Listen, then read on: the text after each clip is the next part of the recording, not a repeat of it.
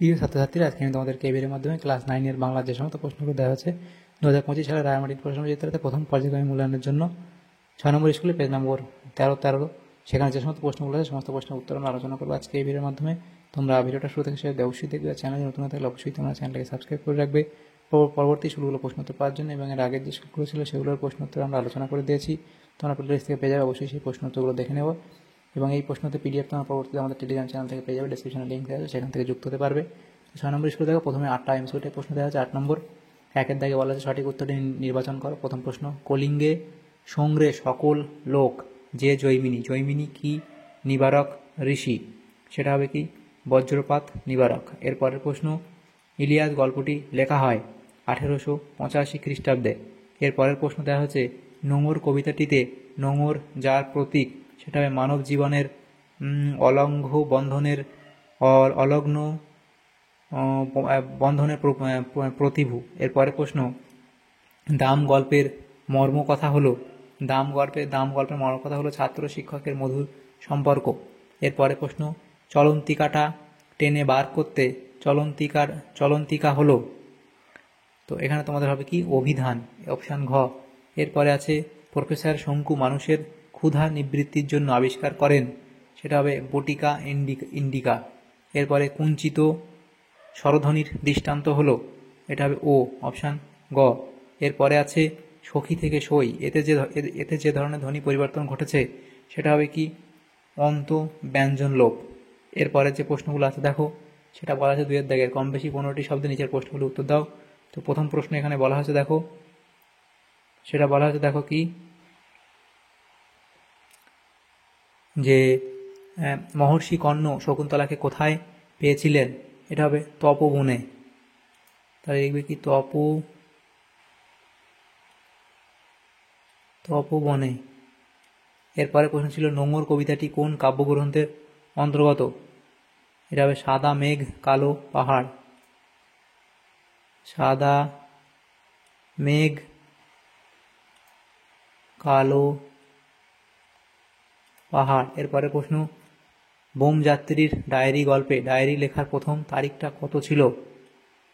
সেটা লিখবে কি 1 জানুয়ারি। 1 জানুয়ারি। এরপরে প্রশ্ন, দাম গল্পে মাস্টার মশাই নিজে কিসের ছাত্র ছিলেন? এটা হবে বিজ্ঞানের। তাহলে লিখবে কি বিজ্ঞানের।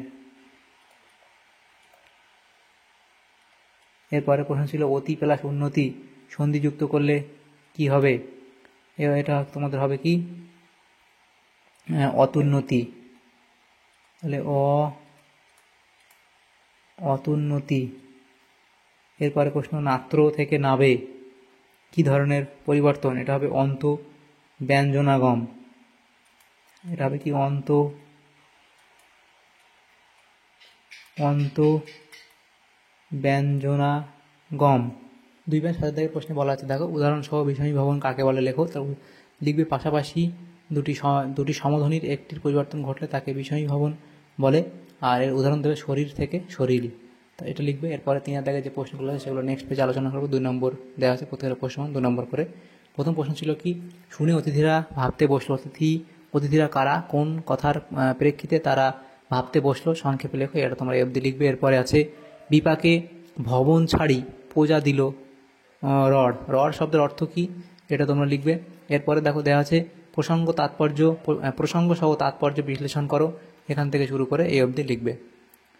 এরপরে প্রশ্ন, মুহূর্তের জন্য রাজা বিহ্বল ভাবে চেয়ে রইলেন, বক্তাকে রাজার বিহ্বলতার কারণ ব্যাখ্যা করো। তাহলে বক্তাকে তোমরা লিখবে এবং এখান থেকে কারণ তোমরা লিখবে।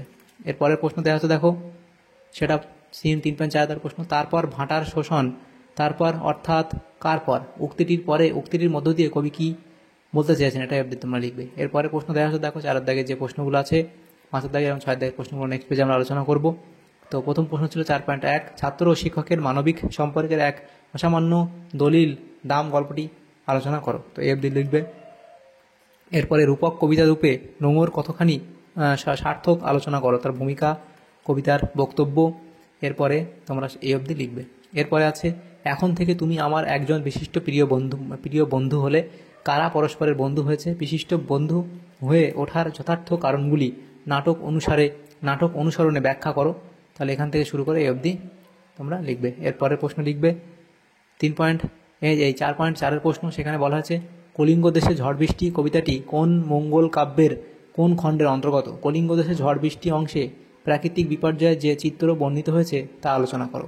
এখান থেকে শুরু করে এই অবধি লিখবে, যে এখানে তোমরা এখান থেকে শুরু করে এই অবধি তোমরা লিখে দেবে। এরপরে প্রশ্ন দেওয়া আছে, দেখো কম বেশি 150 শব্দের নিচে যে কোনো একটি প্রশ্ন উত্তর দাও। প্রথম প্রশ্ন, এখন মনে হচ্ছে যে প্রথমবারের কেলেঙ্কারিটার জন্য একমাত্র প্রহ্লাদই দায়ী। প্রহ্লাদকে সেটা তোমরা লিখবে, এবং এই কেলেঙ্কারির জন্য সে কিভাবে দায়ী ছিল সেটা অবধি লিখবে। এরপরের যে প্রশ্নগুলো আছে দেখো, যেটা বলা হয়েছে যে সেখানে বলা হয়েছে যে 5.2 প্রশ্ন, তাই 20 টাকা দিলাম ভদ্রলোককে। কথক ভদ্রলোককে 20 টাকা দিয়েছিলেন কেন সেটা অবধি লিখবে, এবং এর ফলে কি ঘটেছিল সেটা এখান থেকে তোমরা এই অবধি লিখবে। এরপরে প্রশ্ন 6 প্রশ্ন, কম বেশি 125 শব্দে ভাব সম্প্রসারণ করো যে কোনো একটি। প্রথম প্রশ্ন এখানে বলা হয়েছে, দেখো ধর্ম কারার প্রাচীরে বর্জ্য হানো, এ অভাগা দেশে জ্ঞানের আলোক আনো। তাহলে এখান থেকে তোমরা অবধি লিখবে। এরপরের প্রশ্ন দেওয়া হয়েছে সেটা 6.2, পুষ্প আপনার জন্য ফোটে না, পরের জন্য তোমার হৃদয় কুসুমকে প্রস্ফুটিত করিও। এই অবধি লিখবে। তাহলে আমাদের এখানে যে প্রশ্নগুলো ছিল, দেখো ক্লাস 9-এর বাংলার যে প্রশ্নগুলো ছিল, 6 নম্বর স্কুলের, সেগুলো আলোচনা করলাম আজকে এই ভিডিওর মাধ্যমে। তোমাদের যদি সামান্যতম উপকার এসে থাকে ভিডিওটা অবশ্যই লাইক করবে, বেশি বেশি করে বন্ধুদের সাথে শেয়ার করবে, আর পরবর্তী যে স্কুলগুলো আছে সেগুলো প্রশ্ন উত্তর পাওয়ার জন্য অবশ্যই তোমরা আমাদের চ্যানেলকে সাবস্ক্রাইব করে রাখবে। Thanks for watching.